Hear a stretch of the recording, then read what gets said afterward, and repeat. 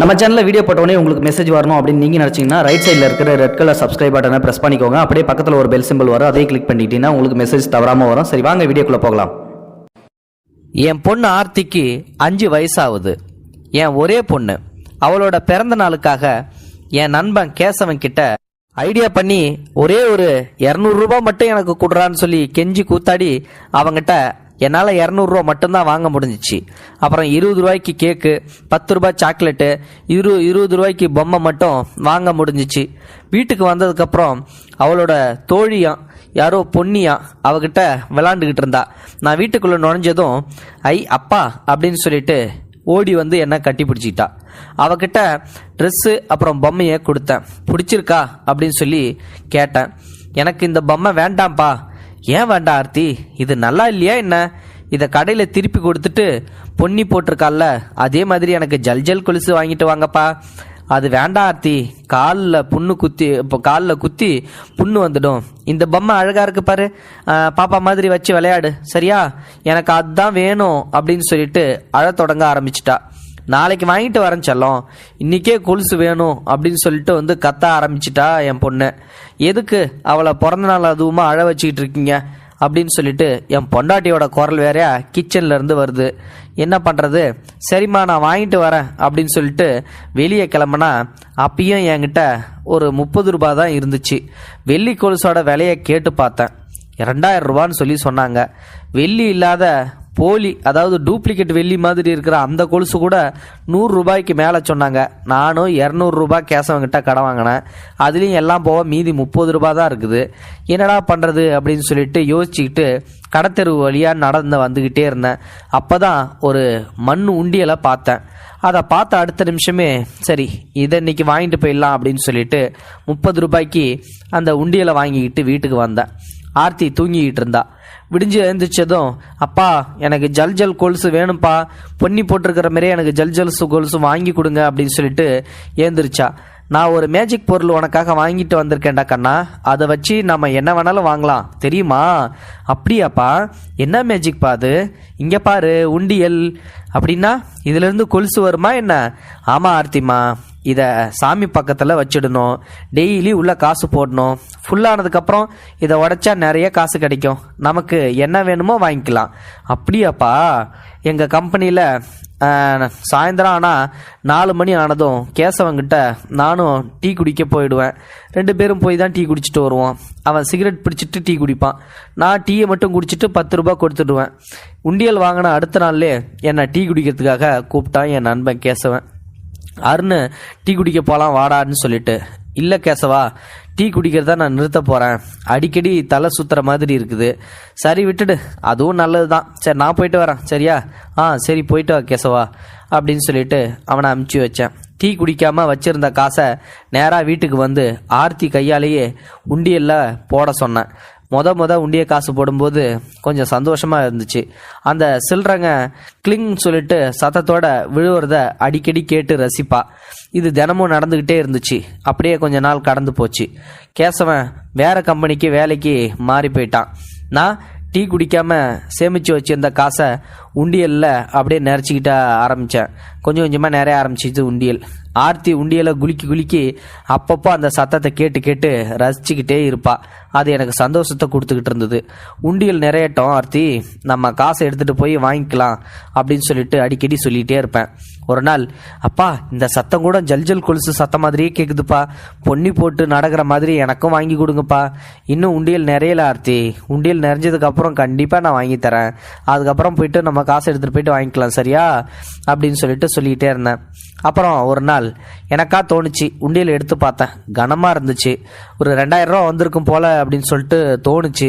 ஆர்த்திமா உண்டியலை உடச்சி எண்ணி பார்க்கலாமா? ஜாலி ஜல் கொலுசு வாங்க போகிறேனே அப்படின்னு சொல்லிட்டு உடனே உண்டியலை உடைச்சேன். உடச்சி எண்ணி பார்த்ததுக்கப்புறம் 2030 ரூபாய் இருந்துச்சு. நானும் ஆர்த்தியும் கிளம்பிட்டோம். 2000 ரூபாய் சில்லறைய ஒரு மளிகை கடைக்கு போயிட்டு, ஐயா இந்த சில்லறையை கொடுத்துட்டு 2000 ரூபா கொடுங்கன்னு சொல்லி கேட்டோம். அவரும் சந்தோஷமாக வாங்கிட்டு, நல்ல வேலை சில்லறை இல்லைன்னு சொல்லி புலம்பிக்கிட்டு இருந்தா நீயா கொண்டு வந்து கொடுத்துட்ட அப்படின்னு சொல்லி 2000 ரூபாய் நோட்டை கொடுத்தாரு. அப்பா இந்த ஒரே ஒரு பிங்க் கலர் பேப்பர் காசு கொடுத்தா ஜல்ஜல் கொலுசு கொடுப்பாங்களா என்ன? ஆமா ஆர்த்திமா, இந்த பேப்பருக்கு அவ்வளோ மதிப்பு. சரிப்பா வா போலாம், இதை நானே பத்திரமா வச்சுக்கிறேன். கடையில் அங்கே அந்த அங்கிள் வந்து கேட்டாங்கன்னா நானே கொடுக்குறேன் கொலுசுக்கு. சரியா? சரிடா செல்லம், பத்திரமா வச்சுக்கோ. சரியா? அப்படின்னு சொல்லிட்டு ஆர்த்தி வந்து தன்னோட ஸ்கர்ட் பாக்கெட்டுக்கு உள்ளே வச்சுக்கிட்டா. அப்புறம் பஸ் ஸ்டாண்டு வந்துருச்சு. அங்கே போய் நடந்துக்கிட்டு போய் பஸ் பஸ்ஸுக்காக காத்துக்கிட்டு இருந்தோம். அப்புறம் எங்களை கடந்து ஒரு ஆட்டோ ஒன்று போச்சு. அதில் தெரிஞ்ச முகம் கேசவன். கொஞ்சம் தூரம் போனதுக்கப்புறம் ஆட்டோ வந்து அங்கே நின்றுச்சு. நான் ஆர்த்தி அழைச்சிக்கிட்டு ஆட்டோவுக்கு பக்கத்தில் போனேன், கேசவனை பார்க்கலான்னு சொல்லிட்டு தான். கேசவனும் இறங்கினான். கேசவா என்னடா புது கம்பெனிக்கு போனதுக்கப்புறம் என்னை மறந்துட்ட போல, ஃபோன் பண்ணுறதுக்கு கூட நேரம் இல்லை உனக்கு? இல்லை, நான் ஒரு நாள் வந்து ஃபோன் பண்ணேன், அப்போ கூட நீ எடுக்கவே இல்லை. அவ்வளோ பிஸி ஆகிட்டியா? ஏண்டா எவ்வளோ நாளாக நம்ம 2 பேரும் கம்பெனியில் ஒன்றா வேலை செஞ்சோம். உனக்கும் வாங்கணும் எனக்கும் கொடுக்கல் வாங்கல எவ்வளோ இருக்குது, எல்லாத்தையும் மறந்துட்ட போலியாடா? இல்லைடா இருன்னு, அப்பெல்லாம் ஒன்றும் இல்லை, ஃபோன் பண்ணணுன்னு தான் நினப்பேன், அந்த நேரம் வேறு ஏதாவது வேலை வந்துடும், அப்புறம் பேசிக்கலாம் அப்படின்னு சொல்லிட்டு விட்டுருவேன். ஆர்த்தி நல்லா இருக்கியா? நல்லா இருக்கா அங்கிள். ஆட்டோவில் யாரு? ஹர்னியா? எப்படி இருக்க ஹர்னி? அங்கிள் நல்லா இருக்கா அங்கிள். ஆர்த்திமா ஹர்னி அக்காவுக்கு ஹாய் சொல்லு. ஹாய் அக்கா, எப்படி இருக்கீங்க? நான் நல்லா இருக்கேன் ஆர்த்தி, நீ எப்படி இருக்க? நல்லா இருக்கேங்க்கா. ஹர்னி ஆர்த்தியை விட 3 வயசு பெரிய பொண்ணு, அதனால அக்கா அக்கான்னு தான் சொல்லுவாங்க. அருண் ஒரு பிரச்சனை ஆயிடுச்சு, ஒரு ஆக்சிடென்ட்ரா அப்படின்னு சொன்ன உடனே அருணுக்கு தூக்கி வாரி போட்டுச்சு. என்னடா சொல்ற கேசவா?